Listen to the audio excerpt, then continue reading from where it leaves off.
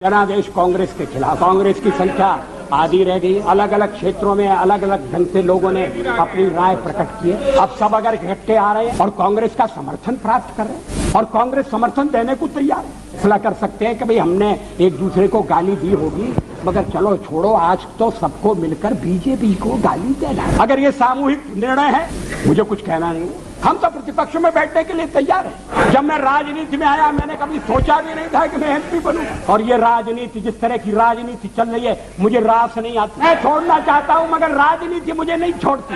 प्रधानमंत्री हूं, थोड़ी देर बाद नहीं रहूंगा। बनते समय मेरा हृदय आनंद से उछलने लगा, ऐसा नहीं हुआ। कुछ छोड़ छाड़ कर जब चला जाऊंगा, फिर मेरे मन में किसी तरह की म्लानता होगी, ऐसा मत समझ। आरोपों की झड़ी लगाई जा रही है। यह अभिभाषण में राम मंदिर की चर्चा नहीं है, 370 धारा समाप्त करने का उल्लेख नहीं है, शादी ब्याह के समान कानून बनाने के बारे में भी जिक्र नहीं है। और ये बातें इस तरह से कही गई हैं, ये बातें कहने वाले हमारे इस परित्याग से बड़े दुखी हैं। और हम अगर कहते हैं कि नहीं, ये हमारे इस समय के कार्यक्रम में नहीं है, हाँ इस समय का इसलिए कि हमें बहुमत नहीं है, तो हमारा प्रयास है कि कोई आम सहमति से कोई चीज बने, कोई चीज चले। संयुक्त मोर्चा बनाए, हर एक पार्टी को थोड़ा थोड़ा अपना छोड़ना पड़ेगा, इसलिए कि आपने सबसे ज्यादा टांग अड़ाई।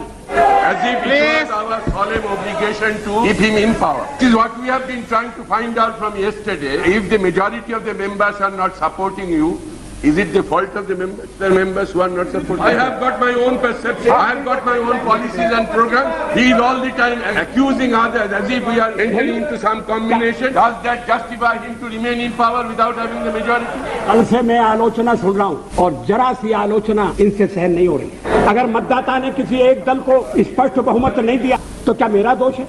हमें सबसे बड़ी पार्टी के रूप में काम करने का अवसर दिया, क्योंकि लोग परिवर्तन चाहते थे। Come back to power with 2/3 majority. Don't forget. The fifth time.